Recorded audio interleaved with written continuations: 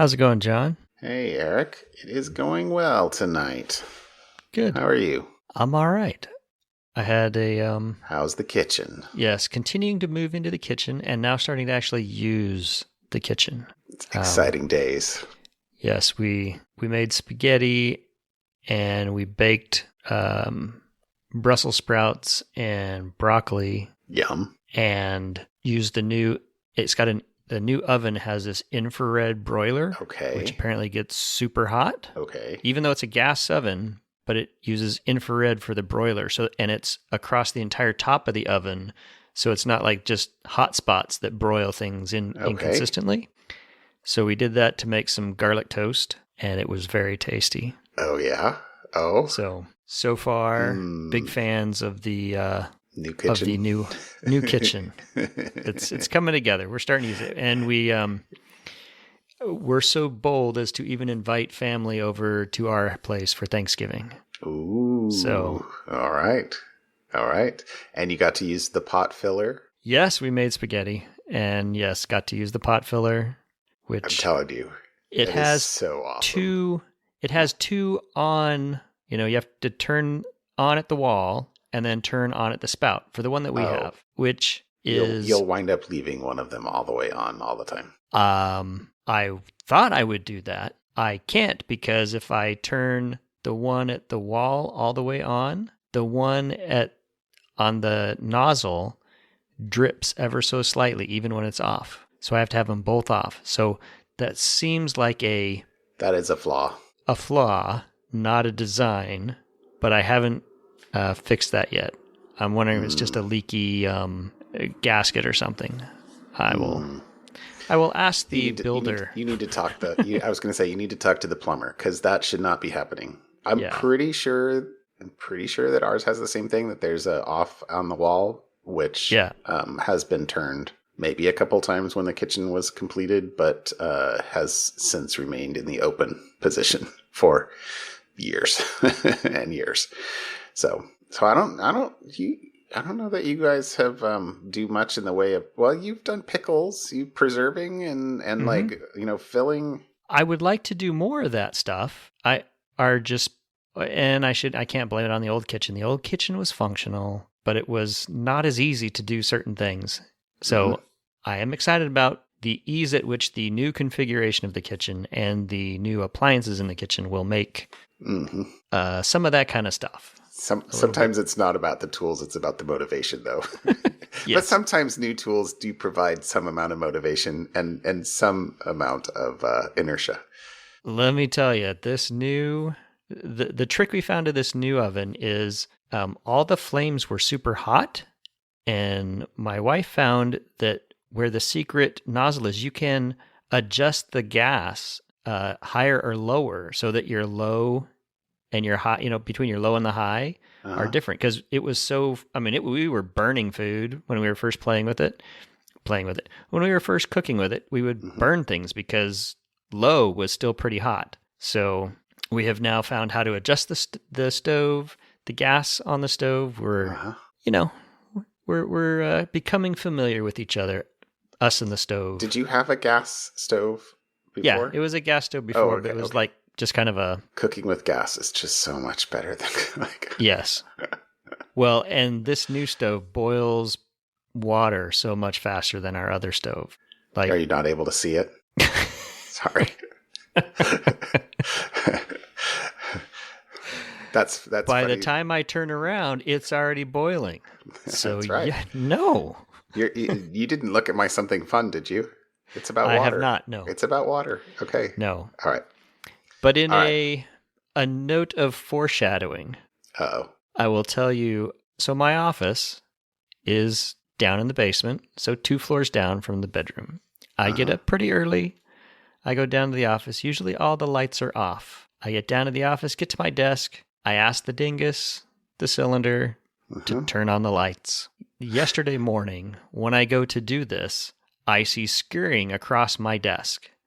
As the lights come on, I see spiders. And I'm not quick enough because I'm like, where's a Kleenex or napkin or something that I can smash it? Other than by the time I found it, I had lost it. And so all day yesterday, I was like, where's this thing? Because there's not a lot of stuff on my desk. Right. I mean, I have, stuff it's on my desk. Hiding in between the keys of your keyboard. It's going to come out. Exactly. It's going to come out and go boo, and I'm going to fling a keyboard in the middle of some, meeting. Yeah. So I have a spider haunting my office. I got spider spray and sprayed around all the edges and everything because it's probably dead by now, but yeah. There's some foreshadowing. Spray? I didn't know there was such a thing. Kill spider spray? Yeah. Raid? Oh, I guess I've heard of Raid, yeah. Okay. Yeah. It's not organic. We use a cup and an envelope, and I put them outside. I am not that kind. Yeah, well. Sometimes I am, but not normally. I'm not sure you have a biologist for a wife. No. No. How was your weekend? I didn't do much this weekend. I did. I got a bunch of mowing done on Sunday, which was good. And with the flail mower. Yeah. Haven't talked about the flail mower in a lot. Yep. No flail accidents. Well, did I complain about that a couple weeks ago? I forget. But yes, I did have a relatively recent accident. Yeah. Which was a pain. Yes. None yesterday. But none yesterday. No. Okay. But the other thing this weekend, the other thing, I was on like a jean hunt. I realized that I don't have any jeans that aren't like totally ripped. I think, I don't know. I'm on video calls all day, but you only see my t-shirt and sweatshirt. You don't see my ripped jeans that I'm, You could have pajamas on for all anybody knows. Well, I do have a strict wear pants policy. I'm aligned with this policy. Yes. But the thing is that it's anyway, that's what happened. So at some point in time last weekend, I was the weekend before this past, I was putting on my pants and I must have caught a toe in a hole in the in the knees and like rip like so now it's not a small hole. Now you got a big hole or a line right across the knee. And so I was like, all right, fine.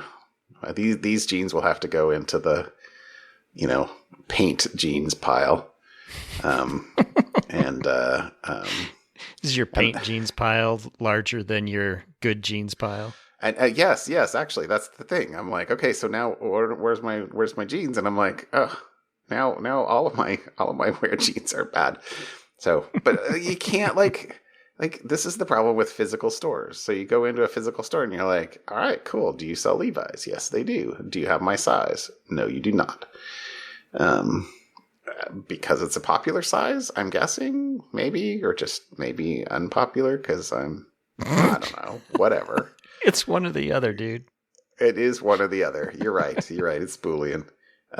So we went to two stores across. I mean, I guess it's not a lot of stores, and I'm like, all right, done. Why do I even try to go buy something in a store? So, unfortunately, Levi's are not sold on Amazon yet, or if they are, they're fake. And so you have to go to a quote real store, and it's a scam. They want like $80 for a pair of jeans, for a pair of Levi's at least. Because I am that person who wears the same pair of jeans, not the. I have a. It's not a singleton. I have multiple instances of the same pairs of jeans, the same style. Sorry, I guess there's a word for that style. I wear this. I've worn like Levi's 501s for 30 years or 35 years or however the heck long it's been, and doggone it, I'm gonna probably die in Levi's 501s. And anyway, but they're like $80. What? You need to. So I used to wear Levi's, and then I don't know how because when my kids were little, my wife would shop at Old Navy because it was cheap clothes for kids, And one day she brought me home, you should try these jeans on. And ever since then, I've been buying Old Navy jeans, and they're 25 to 40 bucks a pair. And I think I have 10 pair, and they just go, it's a LIFO queue in a drawer. It starts on one end, and they just slowly slide over as they get washed. They get put at the end of the queue, and then, so they're all about the same wear tolerance. So at some point, I'm just going to have to replace 10 pairs of jeans.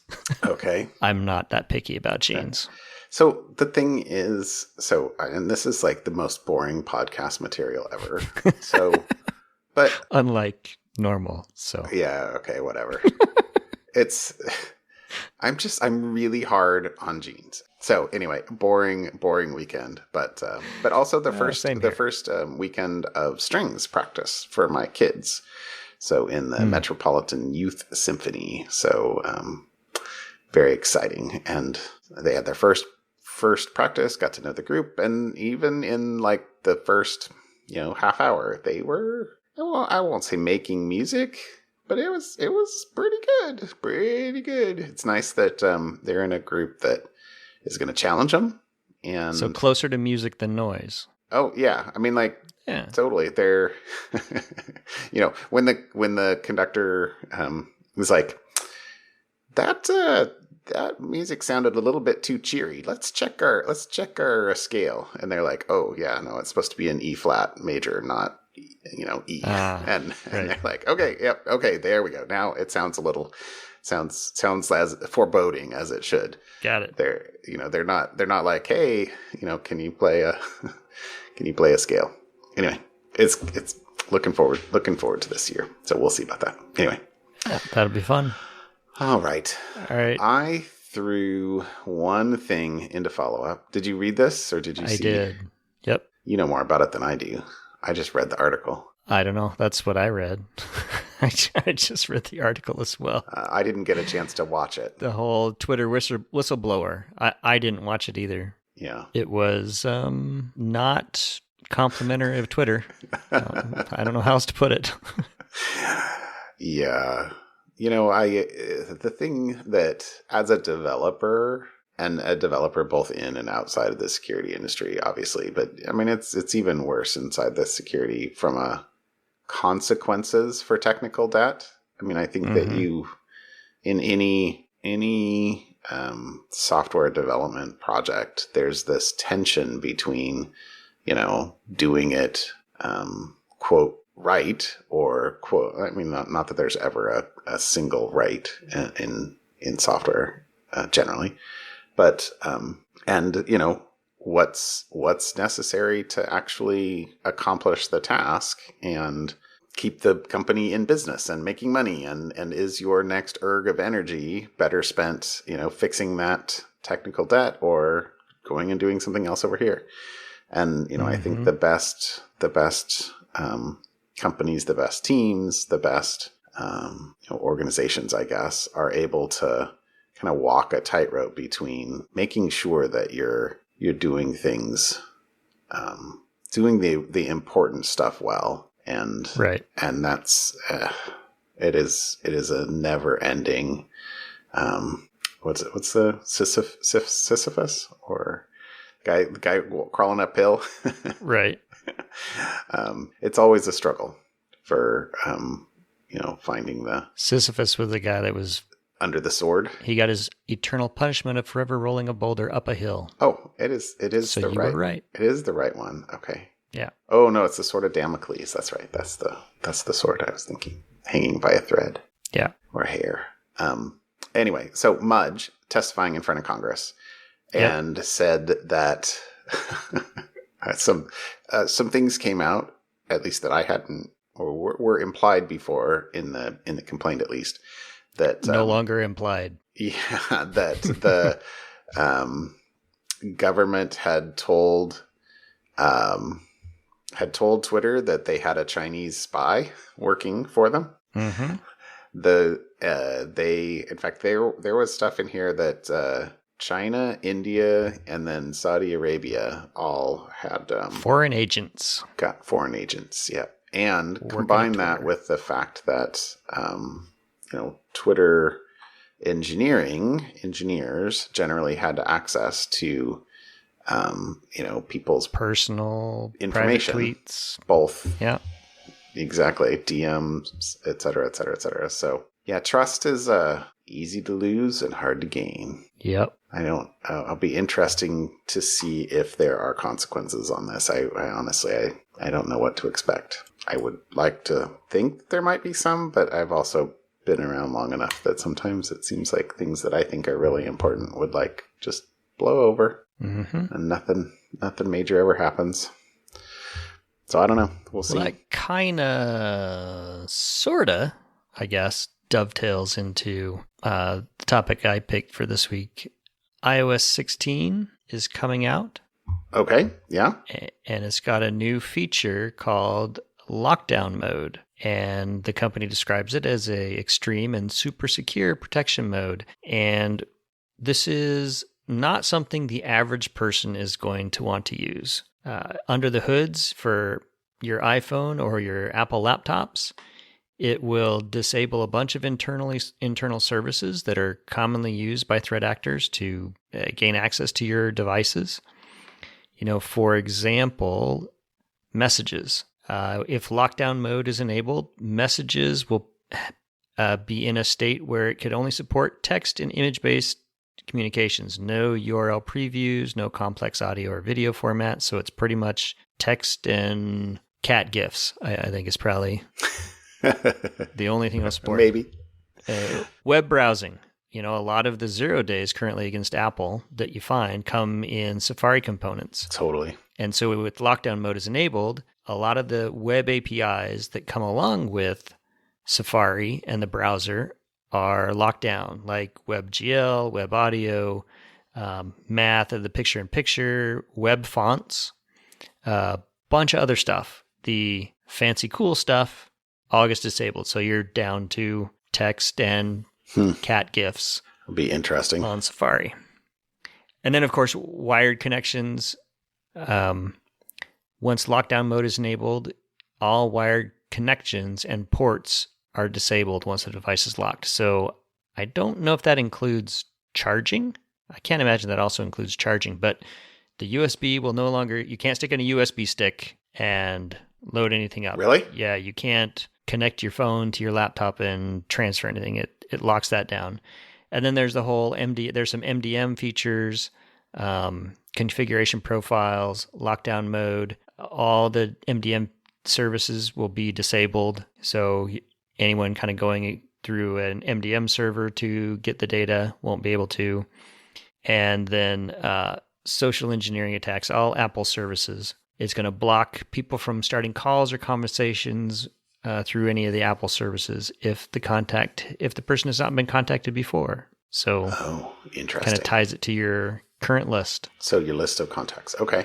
So with so many of these, the article we'll link here basically says, so many of these features turned off, Apple devices will effectively be thrown back a decade into the past. It's no exaggeration to state that lockdown mode will greatly degrade the user experience on an iPhone, iPad, or Mac device. But the lockdown mode is not meant for everyday users. It's more meant for dissidents, people in scenarios where foreign agents, after their day job at Twitter, try to come to the bar after hours and borrow your iPhone. Yeah. Because you're a fancy reporter reporting stuff against a government that doesn't like you. Or you're the target of a zero-click exploit sent from Pegasus. Right. Yeah. Yeah. So, anyways, that was the article that I saw that was interesting to play with, along with, because we talked about Apple last week and what their new features are that they touted. This one was, I don't think it was touted last week, but is an interesting one from a security perspective. Yeah. So I did listen to the ATP talking about, or Accidental Tech Podcast talking about the event from last week. So I was driving, and so that was kind of cool, because I did also, I think I mentioned last week that my wife was in the market for a watch, and it's her turn for a phone. So both of those are on order, on their way, hypothetically. I don't remember when they were supposed to show up, but there you go. You're welcome. Tim Quit thanks you for your contribution. Thank you. Yes, you're very welcome. I'm very happy. He says as I'm looking at this Intel laptop over here, the Intel MacBook, that is like the fan is running as if a jet engine is taking off. I'm like, what's it doing? Okay. I've been using my work M1. I think it's M1. Yes. And my wife M1. And I've been using my wife's MacBook Air a lot lately. Who she went back to work this week, and she's like, John, I need my laptop back. And I need you to clear all your crap off of it. You didn't create a John user?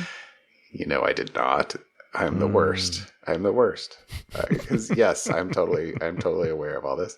But so the thing is, and the other thing, I'm so excited for iOS 16. I'm just preparing myself for disappointment. I think I mentioned that, because she and I are still the same person because of our photo libraries, that we are totally happy with how it works, other than all the ways that we're unhappy with how Apple has been treating us lately. So iOS 16, hypothetically, has all the photo library stuff. So our intention is that she and I will become separate people this, in another month. Nice. And I'm just hoping that it actually works. Well, I got my fingers crossed for you, my toes crossed for you, but I've been around this stuff long enough to know that I'm not putting any money on it. There's a reason I said I'm preparing myself for disappointment. So my assumption is that I get her new phone, sign her Apple ID into that one, see if it actually works the way we want, and then if so, keep it that way. Otherwise, restore it, and we're still the same person for another year. I don't know. We'll see. All right. My topics, I guess, huh? There you go. Yeah. All right. I brought the first one's, I don't know. I haven't, maybe there were articles about this, but I don't know. I saw some stuff on Twitter because I follow like Sysagen and some other people. But I did a quick Google right before as I was getting the notes together, and I didn't really see an article. I saw the press release that I'll put in here for the Treasury, which is a sanctioning of ransomware operators out of Iran today. So there's the press release goes through some of the detail. There's obviously even more detail that's posted, but of 10 individuals and 2 entities for their roles in conducting malicious cyber acts, including ransomware activity. Today's designations are part of a joint action with the Department of Justice, Department of State, Federal Bureau of Investigation, U.S. Cyber Command, National Security Agency, and Cybersecurity and Infrastructure Security Agency. That is a mouthful. But the individuals and entities, I'm continuing to read from the press release here, designated today are all affiliated with Iran's Islamic Revolutionary Guard Corps, IRGC. They go through quite a bit of data about, who, what, where, when, when the actors were first seen, identified, and then and they call them out by, they called, obviously, I guess they said 10 individuals by name, as well as the 2 companies. So it's the Naji Technology Hushmand Fatar LLC and Afkar System Yazd Company, or Afkar System. And so, I don't know, this was, it's nice. I'd like to call out and see, and I guess really applaud sort of the non-defensive actions. This isn't like hackback or anything like that, but the actions against operators. So I think I saw another tweet this week. It's kind of a little unrelated to this, but given the success of the offensive in Ukraine at the moment, and it seems like Putin's on his back feet. There was a tweet I saw this week that said something like, it's hard to overestimate, sorry, to be the opposite there from last week, how much, Putin's, investment in destabilization of countries around the world has created problems, over the course of the last years. Yeah. So if something major happens there, and if there's a better acting regime in place eventually, how much better could things be? So I don't know. That's the hopeful part. Again, prepared. Get used to disappointment. So anyway, that's the first one. So we can link to the to the press release. Okay, my second article is I hadn't seen this one. This is a geeky one. This one looks entertaining. This is a total geeky one.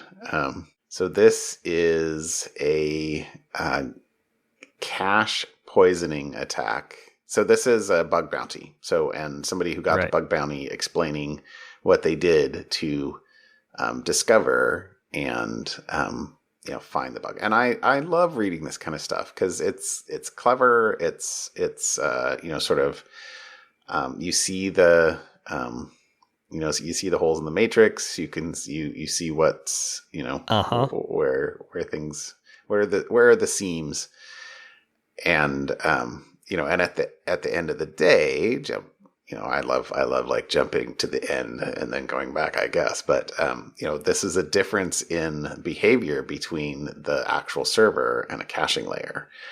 Is where he caught this, but so anyway, so I'm just gonna kind of go through some of the steps on the TLDR that he has at the top, but then the article is quite long and goes through a bunch of kind of the dead ends and the thought processes that he was going through to try to figure out, well, what about X, what about Y, what about Z? Right. That starts with the fact that and this is all for Glassdoor, so the app company, but there's a API, glassdoor.com/job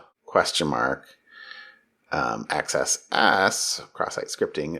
Basically all the URL parameters are reflected back within a JavaScript script tag and not sanitized. You can inject a script into the page, but the web application firewall is blocking the execution of it. Right. So he sees that there's this optimizedly end user cookie value that's also reflected back in the page right after the URL parameters. And so he figures out that he can split the payload into two parts to execute arbitrary JavaScript, but you can't force the victim to send custom cookies because you're not in control of the whole payload yet. So this is where the cache poisoning gets in or comes into play. So he says, unfortunately, the pages that are underneath jobs, which is the one that has this XSS parameter that isn't sanitized, weren't being cached, but the pages under /award were, and he found that path traversal, award / /jobs, basically like go into award, right, go back a directory and then put jobs,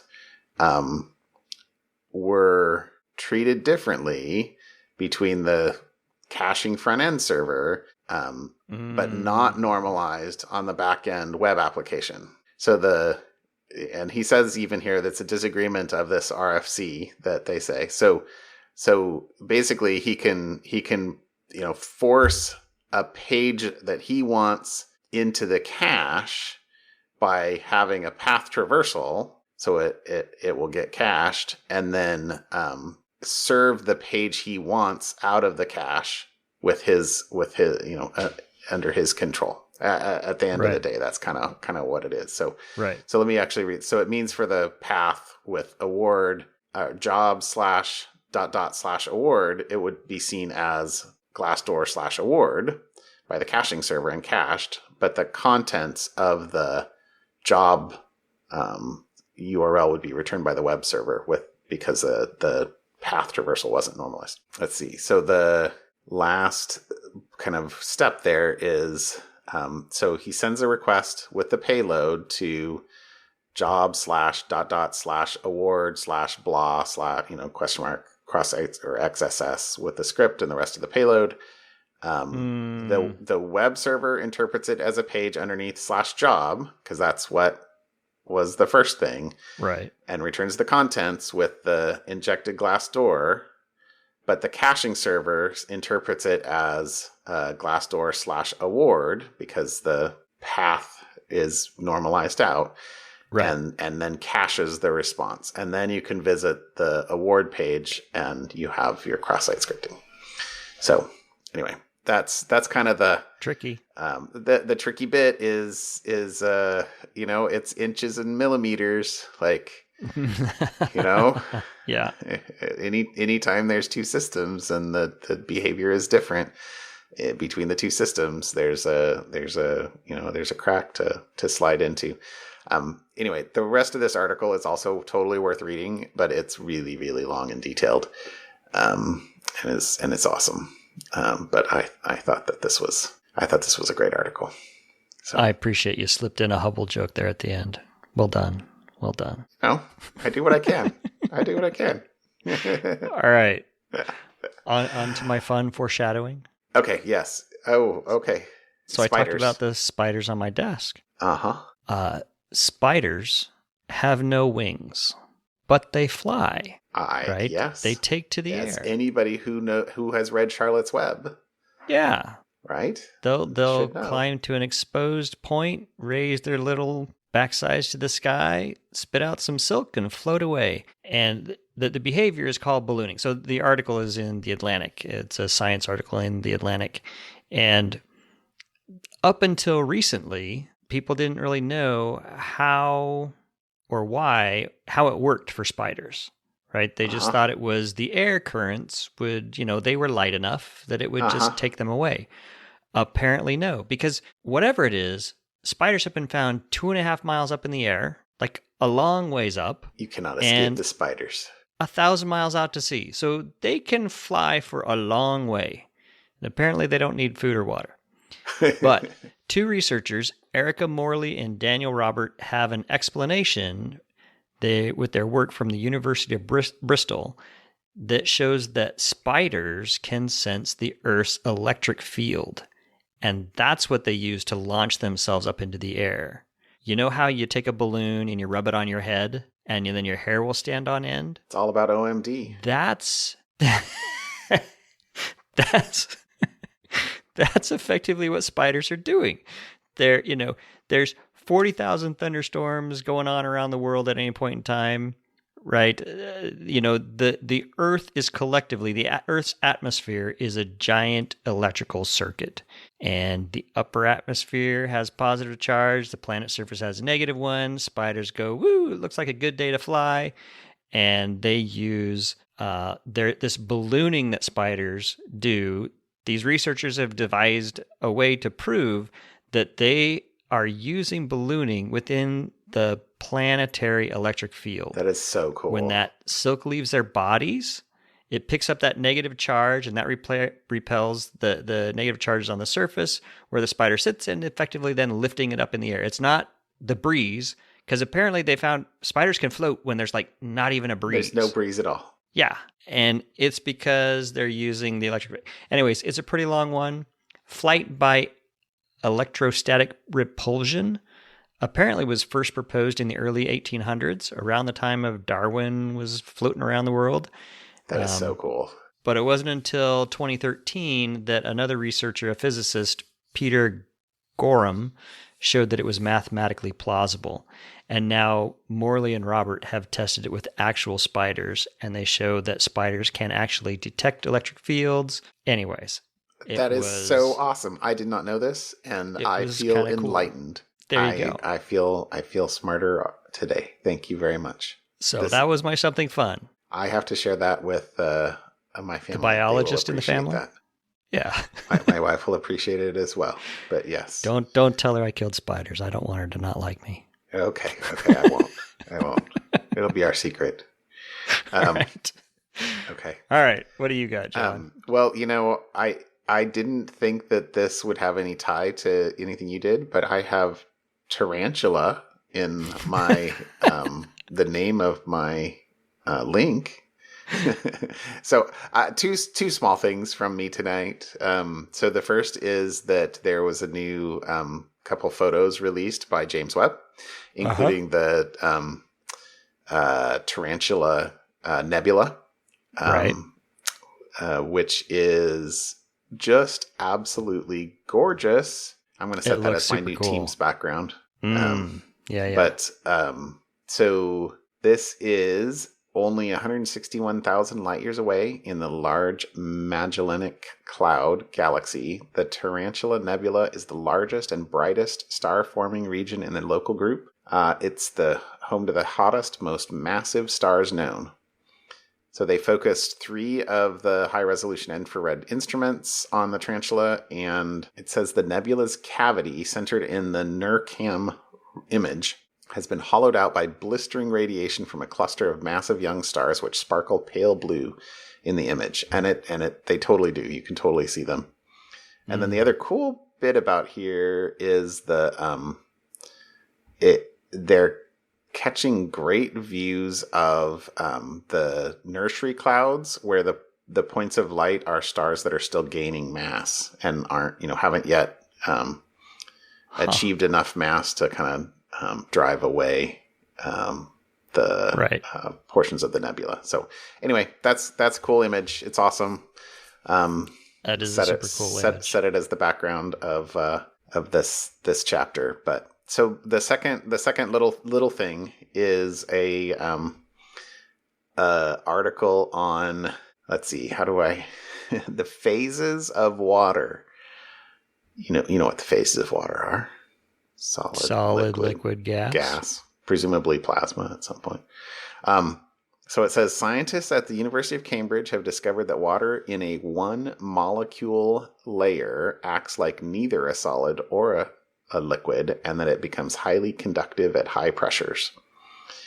So this is interesting. I didn't pull out this quote, but they said that there's lots of places where, like, we have water in our cells but where the water is very confined and it behaves differently. So it says, so researchers found that water, which is confined into a one molecule thick layer, goes through several phases, including a hexatic phase and a superionic phase. In the hexatic phase, the water acts as neither a solid or a liquid, but something in between.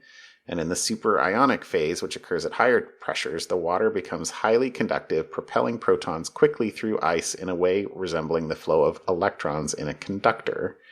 They say, I'm going to just read this last little bit. Researchers say this superionic phase could be important for future electrolyte and battery materials, as it shows an electrical conductivity 100 to 1,000 times higher than current battery materials. So your Tesla will be run on H2O at some point. Hey, I'm not gonna. You're not gonna dignify that. I'm not gonna dignify that with. There's so many things wrong with that statement that I can't. You're causing my central processing unit is abending. My work here is done. Yeah, thank you. I appreciate that. Continue. The only other thing is that it says that the results will not only help with understanding how water works at the nanoscale, but also suggest that nano confinement could be a new route into finding superionic behavior of other materials. So, I don't know how you actually achieve a sustainable nano confinement, but maybe. I don't know. I'm not a materials scientist. We should ask Tony Stark. Well, if we have that opportunity, that's probably not the first question to ask. All right. Well, like I said, it's just a small thing. I was, I had another article I was going to use, which I clearly didn't post in Slack, and then I could not for the life of me find. Even my Google Foo was weak. So I thought that this one was pretty cool, though. When I was looking for the other article that I was unable to find, which was a science thing. Anyway, you were distracted by your gene search. I actually was. That's why I ordered. That's why I ordered some earlier. I broke down and yes, whatever. All right, John. Pay the money. Extortion. They're still cheaper than they were in the 1800s during the gold rush. Yes, and my wife's like, there you go. You spent $120, and those are the pants you're going to wear for the next 2 years. You big spender, you. That's right. Amortize that over 2 years. Fine. Okay. I think you're good. I think you got it covered. All right. Well, with that, let's call this a wrap. Alrighty. Thanks, Eric. I will talk to you later. We'll see you, John. Have a good night. Bye. Bye.